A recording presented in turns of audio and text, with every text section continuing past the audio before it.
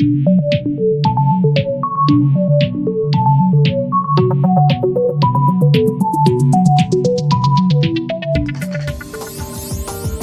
and welcome to English Podcasts with Chris and Sue. For more information, visit english-podcasts.com. Well, so I'm as you know my name, so I don't have to tell you my name. But I'm in Verdun-sur-Garonne and in lockdown here. I may have to go to Toulouse a bit later, but Pierre can probably give me some insight into this, whether I should go or not. But there you go. So basically, I'm here in Verdun in lockdown. I'm working on Zoom most of the time. Over to you. Well, I'm Susan. I'm in the south of Toulouse. I'm in lockdown and I haven't been out of the house in a week. So I'm taking it quite seriously. And I'm working a little bit on the phone. Well, hi, I'm Laura. I live in Sydney in Australia. I am not in lockdown yet, half there, hopefully soon, but yeah, that's the situation here for now. Okay. Yeah, and I'm in Balma near Toulouse, and I'm in lockdown as well, with a lot of work, because working in an IT company. You're working normally, Pierre, but from home. Yeah, normally from home. Yeah, And are your people... almost normally. Okay. We have to manage kids as well. Yeah, sure. Yeah, but are your team, are they working? So part of the team is doing home office. Another part he can't work, so they are in. I don't know how you say that, but they have no more job because of they are working on site and they can't work anymore because the site are closed or there is not end user anymore on site. Is this the partial unemployment? Yeah, that's it. Okay. Yeah, partial unemployment, home office, and some people on site with making sure that they are respecting the rules. Yeah. We have got 40 people on site still today. Oh wow. Okay. What's the policy of your company about working? Is there a policy, or are they just following the government? The policy, yeah, they're following the government policy. If you can work home, you work home. If not, if you have to go to work, you can go, but you have to make sure that you're respecting all the rules. Okay. All right. Nobody's had any problem with the police? No, not yet. No. There was some, because the first day we still did, the paper was not available, and police was already in the street arresting people. Oh, really? It was, they did not put any fine, so it was okay. Okay. Because now apparently the fines are happening. Yeah. Okay. I think they have to be strong to make sure that people are respecting the rules because of the problem we had at the beginning where nobody cares. Yeah. Yeah, sure. Yeah. Well, who wants to start then about how do you adapt? Well, in fact, my case is like, I have to say, easy for me to adapt because I have a house with plenty of space.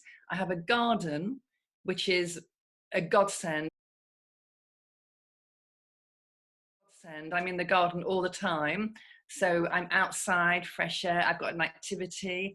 So I find, and I'm not a big one for going to the shops, so that's okay. I don't really miss that too much. Socializing, I've become a little bit of a techie, using the technology to connect with friends. I use the phone. Adapt. I just adapt. Just adapt. So You know. adapting is just with the online stuff, yeah, on telephone. Yeah. Or I mean, whatever. yeah, I adapt. I mean, what can you do? You just have to adapt. Yeah. And find an activity every day. But I have the activity in the garden, or I'm phoning some people. I don't think it's that. In my case, it's not that difficult. Okay. It's temporary. Okay. What? So you're in France, so we know the sort of the background. Laura's in Australia. How is it handled by the people and the government? Because we saw pictures of Bondi Beach full of people last week. Yes. Has anything changed? And also there were some weird things on Facebook. I saw something that they were cutting down the time you could spend in the hairdressers and stuff like this. Yeah.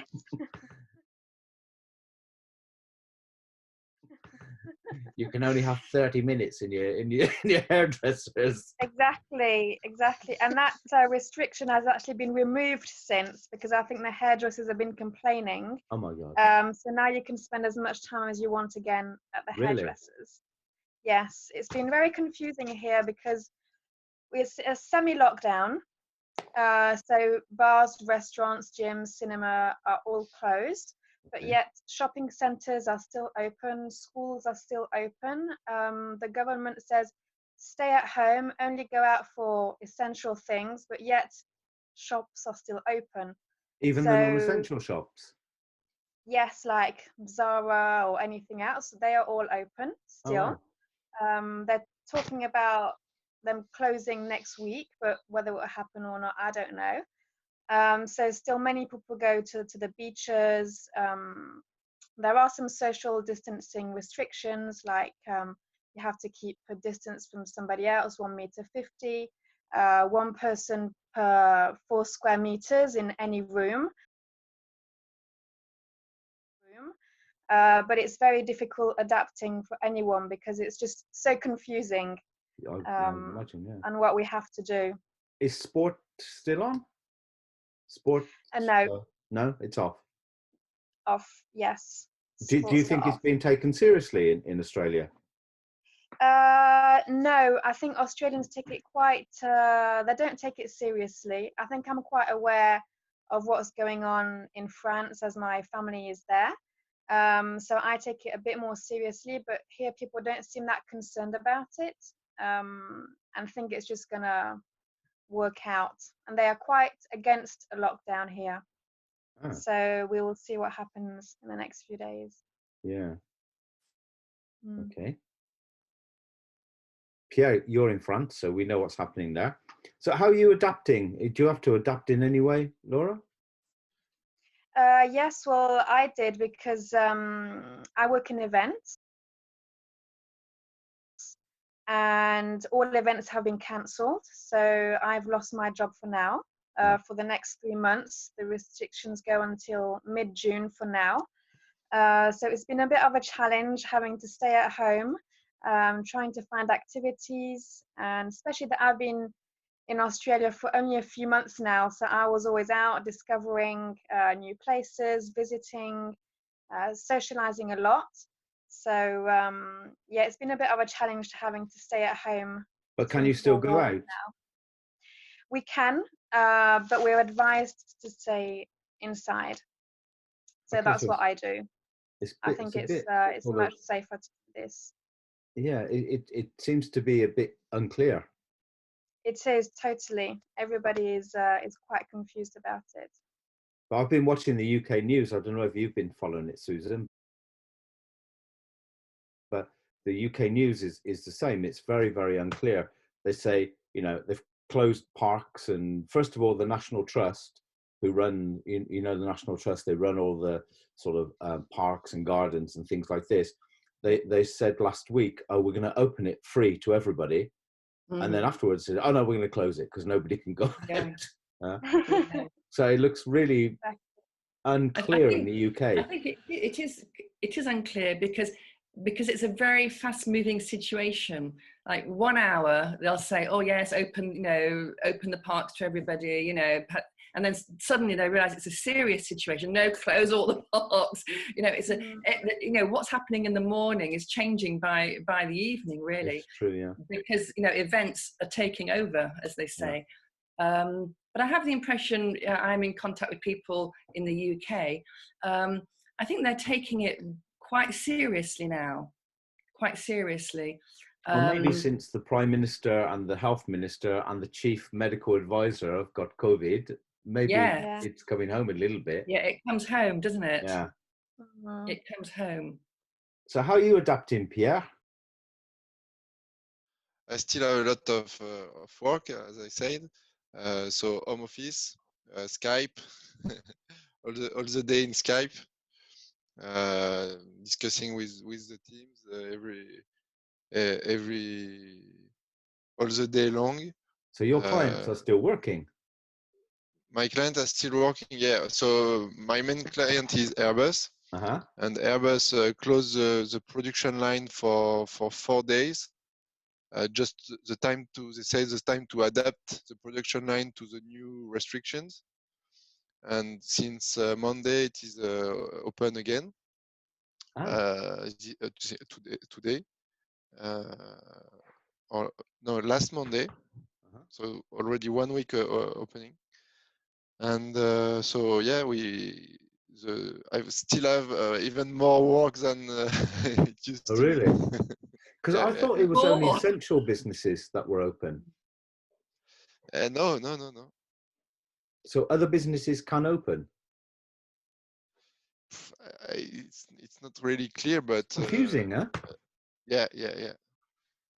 I think they don't want to completely stop the economy, so sure. They stop all the shops. All the shops are closed, but for business, if they say for Airbus, they say that all the planes that are in the production line, they will finish what is in the production line today, and then they will stop. But as we still don't know until when we will be home.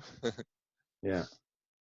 Okay. So yeah, adapting every day with customer new rules, because one day they say we're gonna close, one day they say okay, you can come in, the day after no.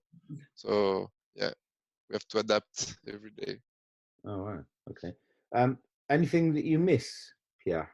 Because we've been closed down 2 weeks tomorrow. Yeah. Yeah, of course. Meeting, it's more social link, meeting people, friend, family, and yeah. So we are very at home all the time, and need to go out, do some sport. In France, we can go 1 kilometer around the house for 1 hour. So I use it every day. Yeah, me too. Yeah.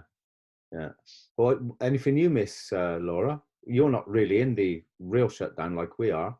I mean, sorry. No. Anything you miss? Yeah. No, we're not in a total lockdown, but we are advised to stay at home. So I do stay at home, and yes, what I would miss the most, as I said previously, is being able to go out and discover this new country I've been living in for not so long. Yeah, definitely. It's a bit frustrating. Are there many cases in Australia? Yeah, I think nearly close to 4,000 now. Oh wow! And half of them are in Sydney, or New South Wales exactly, but most of them in Sydney. Okay. How about you, Susan? What do you miss? Well, I suppose I have the reflex to pop to the shops from time to time, and of course, I'm ordering my food on the internet on the drive. So, and you have like a week's wait to get your food. And I thought to myself, oh, I just fancy having a salad. Grow it in your garden. Sorry? Grow it in your garden. Yes, I'll just do a quick magic tomato. Anyway, so I need some tomatoes. Oh gosh, do I have to queue up, risk getting the virus for a tomato? So I'm living without that. it's just, yeah, it's the kind of spontaneity, I think, that I miss. Okay. Do you still go to the shop? Only to the drive. Okay. I had to do an emergency dash for some cat food, but that Right. was the only thing. Like you do, yeah. You know, but the drive and just the spontaneity that I Okay. really miss. All right then. So that's the stuff I miss that as well. I miss the fact that you can just go down to a bar or to a restaurant, just go out and just take your car and do something. That is a little bit, but apart from that, it's not that bad. And of course, like Pierre said, meeting people and what have you. That's Yeah. things that you can really miss. But a lot of it's, I guess, it's in your head, isn't it? Yeah. You just have to adapt in different ways. Because my question was going to be, have you found any good things from this confinement, Chris? Any good things? Me? Any good things that you've found from the confinement? Well, all those things that you said that you would do if you had a bit of time. Yeah. Doing stuff like that. And have you done them? Yeah. Get in there. Okay. And also, every day go out for at least an hour with the dog. So that's quite nice. But we live in the countryside, so there's hardly anybody around, and that's quite good. However, I would just like to take the car and just, rugby. This is a problem as well. On a Saturday and a Sunday, there's no rugby matches. This is a bit, this cannot go on for too much longer, No, that would be the end of the world. What about you, Laura? Have you got anything good out of your semi-confinement? Yes, well, I guess I'm taking time to do things that I wouldn't normally do because I don't have the time. I'm starting to learn how to bake. I'm a terrible cook. Trying to improve some skills there. Sport. I also live in quite a big flat share. There's 5 of us, so we have plenty of time, just to spend time together, play some board games, watch a bit of Netflix. Quite lucky to be with a few nice people from different nationalities. So it's a bit of socializing anyway. So quite lucky. Good. What about you, Pierre? Anything good that you found from this confinement? Yeah. Some good things. So I don't have so much time. A lot of work, so I can't enjoy some free time that I don't have before. But I spend much more time with the kids, with the family, staying at home for every lunch. So this is a good point. I'm more interested in what they are doing every day at school, as we have to do the school every day. Absolutely. So this is something new and something nice. And some cooking as well for lunch. And then I can see also that I don't know if it's going to change something in everybody's mind, a kind of awareness, or I don't know, but we can see that the sky is more blue than it used to be. And even more in Paris, I've heard. So absolutely, for the environment. Yeah. I noticed that the other day. I was in my garden, as I do, and there was a noise, and it was one plane. In fact, it was the big Airbus plane. I don't know if it was the Beluga or the A380, and it was the first plane I had seen in about 10 days. Yeah. And it struck me that the sky there was no noise. So that's a good thing, that we're living, in a less noisy, less pollution type of place. And also for myself, I think the good thing is I don't need to get up so early in the morning. And I've noticed the difference with me. I don't need to sit in a traffic jam for an hour or 2 hours a day, more or less. And I'm doing a bit more sport. I'm learning Spanish. That's not true. I'm learning some Spanish words. Pierre speaks Spanish. You can speak with Pierre. Yeah. Oh, yeah. Right. Well, let's say I'm learning Spanish words. I mean, I do know my level. So I think there is some nice, and also technology. Yeah. This is the big revelation to me about the flight. We're on the flight path. Oh yeah. Going into Blagnac. So they're not too low, but you can always see planes. And the only thing we see is the Beluga XL. It's the Yeah. only thing. Last week there was a few EasyJet flights, but apart from that, there's nothing taking off or landing. So that silence thing. Although I saw some pictures of, I think it was a park, the biggest park in Europe apparently, in Sheffield or Leeds or whatever, and it was like totally deserted and it looks weird. And I Yeah. saw Trafalgar Square, it looks dystopian. Yeah. But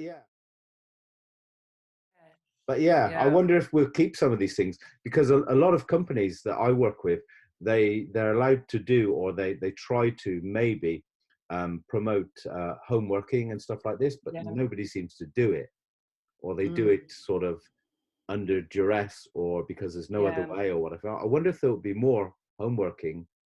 Yes. I mean, in terms of business, it must be, I don't know, we'll see. I mean, we've got existing business, but getting new business, it could be a little bit difficult doing it virtually. Yeah. Yeah.